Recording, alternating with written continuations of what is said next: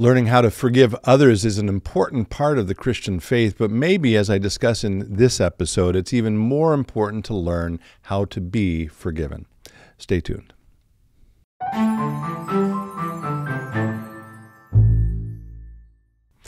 Hello, friends. Pastor Tim Westermeyer here, Senior Pastor of St. Philip the Deacon in the western suburbs of Minneapolis. Good to be with you as always. I want to start today by drawing your attention. I've done this before to my Instagram channel. Is it called the channel or whatever profile, which, by the way, if you're not on Instagram, that's okay. And if you are, you can check it out if you want. But I'm sort of more self-reflecting on the kinds of things I post there, which they're not exclusively this, but they tend to be thoughtful quotes by Christians about life. And so very often we'll post a quote and then I'll say wisdom from whoever the person happens to be. This past week, I posted something from someone who I'm quite sure I've not posted about before. His name is Charles Williams. He's far less well known than people like C.S. Lewis or J.R.R. Tolkien or Dorothy Sayers, but he was beloved by all of them. And at his death, and I mentioned this in the note to that post, C.S. Lewis actually edited a series of essays. It's literally called Essays Presented to Charles Williams, edited by C.S. Lewis, and it includes contributions from Dorothy Sayers, J.R.R. Tolkien, C.S. Lewis, Owen Barfield, and Lewis's brother, Warnie, and one other as well. And I mentioned that just to put this guy, Charles Williams, in some kind of context. And the truth is, I'm not even sure how I stumbled on this quote. I think I was looking for something else, honestly. But I'm going to read the quote for you. This is, again, from my Instagram post. Maybe we'll put it up here so you can see it, or you can check it out on Instagram at Reflections on Faith. But here's the quote from Charles Williams. Here's what he says. He says, "Many promising reconciliations have broken down because while both parties came prepared to forgive, neither party came prepared to be forgiven." So many promising reconciliations have broken down because while both parties came prepared to forgive, neither party came prepared to be forgiven. The presumption there is I've had an issue with someone. I want to reconcile, or I think I want to reconcile, and I want to come and be the big person and say, well, it's okay. You messed up, but I'm going to forgive you, without recognizing that maybe I had something to do with why the relationship broke down as well, and I am just as in need of being forgiven as I am of doing the forgiving. Did I say that right? I think I said that right. So anyway, that got me thinking. Again, I thought it was a great quote. I think there's a lot of truth and wisdom in that. I think it's connected with the sort of primal sin of pride. What? Me? I didn't make a mistake. It's all your fault.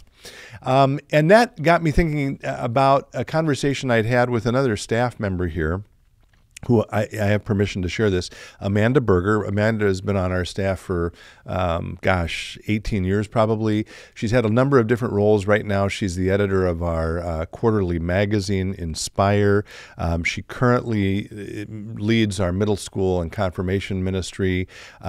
She does some other things like social media. But the relevant point here is for the last year or a little more than a year, she has been studying to become a spiritual director.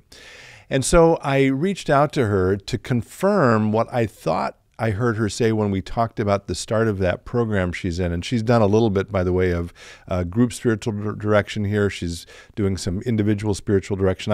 We're not quite sure how that's going to play out for us at St. Philip the Deacon. I have no doubt that the studying she's doing will be applied in all kinds of ways in the years ahead here at St. Philip the Deacon, which I'm very excited about.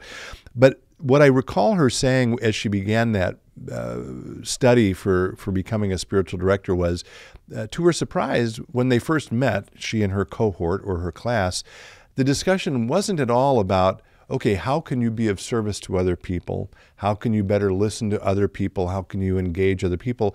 Initially, the discussion was, how can you, future spiritual director, better receive God's love yourself?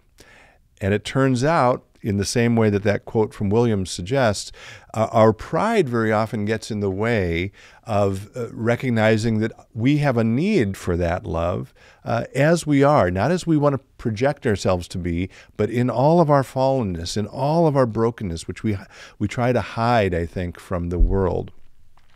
So along those lines, I want to share just a few thoughts. This is Amanda's suggestion. This is from a book called, appropriately, Surrender to Love, by someone named David Benner, David G. Benner, B-E-N-N-E-R. So I'm going to read a couple things from this along that same line, right? That part of what we're called to do as Christians is not only in the mission statement of St. Philip Deacon, reach out, proclaim, inspire, or as I've talked about before, the Christian life or the Christian community is invited to do three things: worship, evangelize, and serve the poor. Those are all sort of active kind of things, right? Which are meaningful and important. But before we do any of those, first, we're invited to recognize that I, a fallen and broken and imperfect person, am in need of receiving God's love, you know? So here are a few quotes, and then I'm going to end with a prayer as a kind of devotion for the day, which Amanda has said has come up in almost every session that she's done as a student, as a spiritual director. So again, this first from this book, Surrender to Love. All of this is around the same topic I've been circling around. Genuine transformation requires vulnerability. It is not the fact of being loved unconditionally that is life-changing. It is the risky experience of allowing myself to be loved unconditionally. Allowing myself to be vulnerable enough for that. Paradoxically, he goes on, no one can change until they first accept themselves as they are. Self-deceptions and an absence of real vulnerability block any meaningful transformation. It is only when I accept who I am that I dare to show you that self in all its vulnerability and nakedness, right? Again, that theme of I'm worried about showing you or showing God who I really am, because it means that I will be naked and vulnerable. But only then, continuing this reading, do I have the opportunity to receive your love in a manner that makes a genuine difference. And then the final line from this book that I'll read, I love this. I may even post this on my Instagram feed. Daring to accept myself and receive love for who I am in my nakedness and vulnerability is the indispensable precondition for genuine transformation. Which, by the way, turns out is really hard, you know, and so maybe that's going to be the subject of another podcast. But for today, I will end with this prayer, which I'd invite you to sit with maybe as your devotion for this day or for this week, as a way of maybe letting go of some of the need to control and allowing yourself to receive the love that God so desperately wants to give to you. So this prayer is called the Welcoming Prayer by a gentleman who I'm told is very well known in spiritual direction circles named Thomas Keating. So here's our devotion or our prayer for today. Welcome, welcome, welcome. I welcome everything that comes to me today because I know it's for my ultimate good.